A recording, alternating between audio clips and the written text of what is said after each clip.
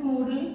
So first of all, elements of requirements model. Before this, so here as the requirements model, as the requirements model evolves. So here, so as requirements model evolves, some elements of the requirement model they remain stable. Okay, so some elements of the model they remain stable. Thus, it provides solid foundation for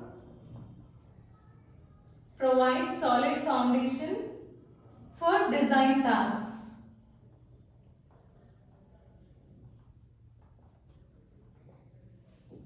So, what about other elements? So, other elements they keep on changing.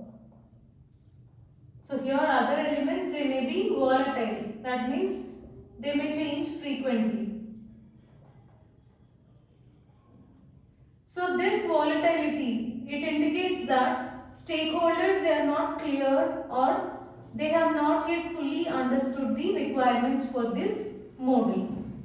Okay. So some elements remain stable whereas other elements they may be volatile, indicating that the stakeholders are not sure about the requirements or they have not yet fully understood the requirements for the system. So coming to elements of requirements model.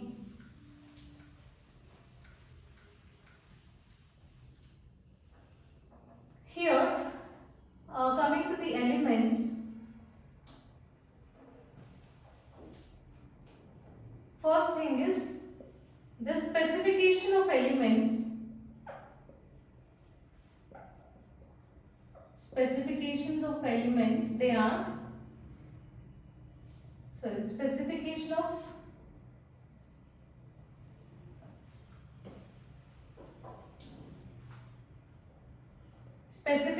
elements of requirements model they are dictated by analysis modeling method.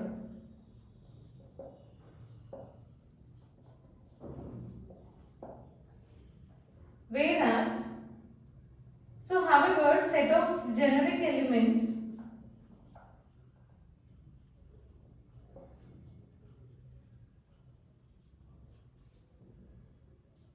is common to most requirements model. So, specific elements. So, some specific or particular elements of this requirement model they are dictated by the analysis modeling method. So, see this. So, we are using analysis modeling method in order to find out specific elements of requirements model. Whereas usually set of generic elements they are common to most requirements model. So some of the generic elements they are common to every requirement model. Along with that we are adding few more elements. So here in this case we can find out or we can use various approaches like scenario based elements, class based elements, etc. So first we will discuss about scenario based elements.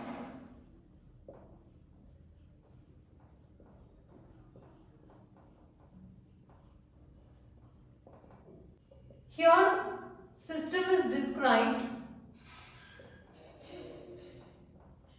is described from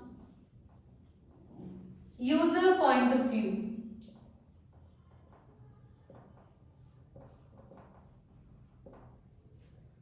So how the user can understand the system or how the user want the system to be developed. So from user point of view we need to describe the system. And so we can say that this is the first part of the model that is developed. So why we are taking it as first part of the model? Because it acts as an input or serve as an input for other modeling elements.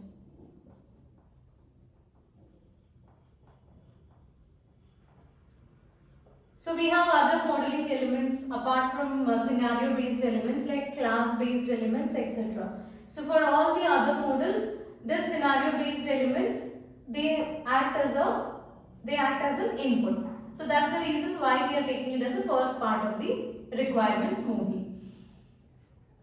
So here, so you can see from this diagram, so there is a UML activity diagram for eliciting requirements. So you can see 3 levels of elaboration in this diagram. 3 levels of elaboration. So these are the 3 levels. So during requirement elicitation, so we already discussed this in our previous concepts, or you can just go through previous videos for this.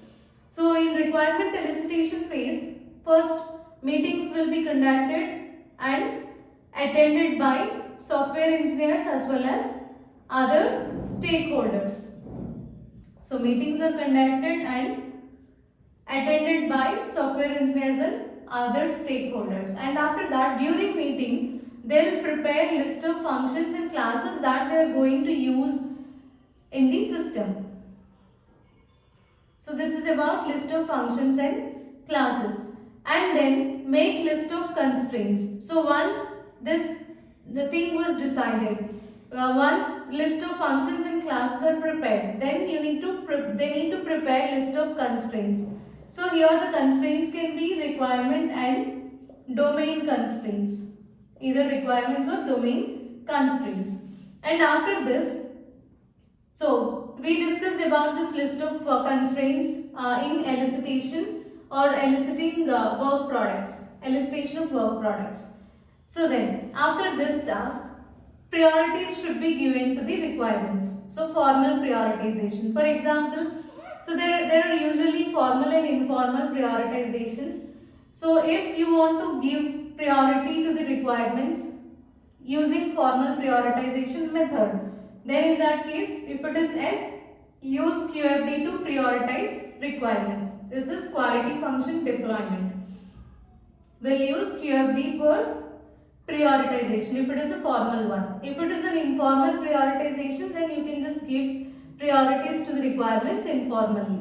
So once this task is done, create use cases. And here you need to draw use case diagrams where you need to define actors, write scenarios and complete template. So you can just observe 3 levels of elaboration in the scenario based elements. The second one is class based elements. So here each usage scenario, it implies or it represents set of objects that are manipulated when user or when actor interacts with the system. Set of objects which are manipulated as users interact with the, so we can say actors interact with system. So here in this case, so these objects,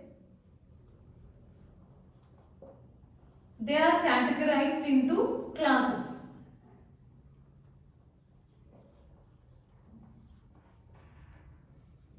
So the objects, they are categorized into classes.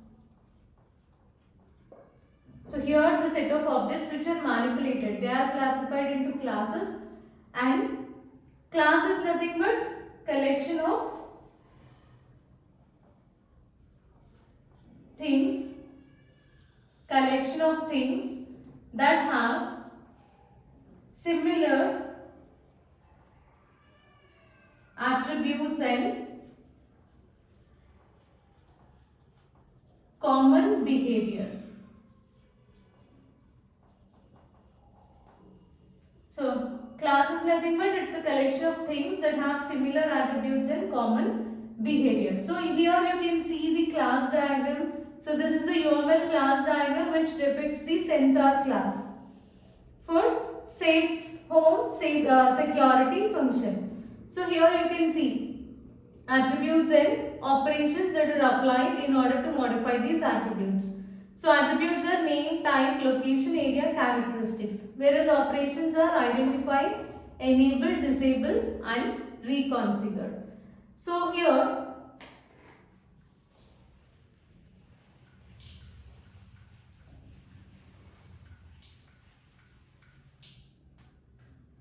in addition to classes,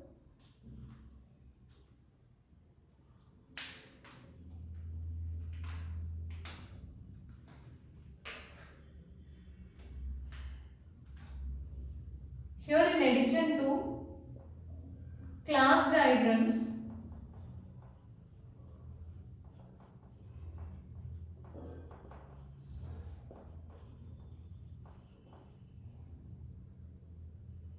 other analysis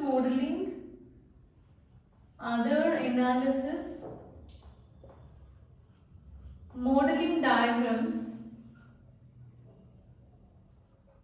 or other analysis modeling elements depicts the manner in which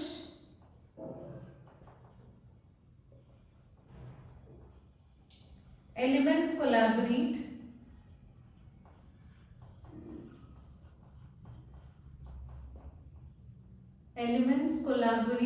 and relationship. Sorry, here these are not elements, they are classes. So we are discussing about class diagram, right? So here classes collaborate and the relationship and interaction between classes. So we may have multiple classes in our project. So in that case, if you consider this safe home security function, there might be more number of classes. In that case, so here we should be able to show the relationship. So how the multiple classes they collaborate with each other and the relationship between the classes and how they interact with each other. Interaction between the classes. So along with class diagrams, so we'll be using other modeling elements which depict the manner in which the classes collaborate, the relationship between the classes and interaction between the classes.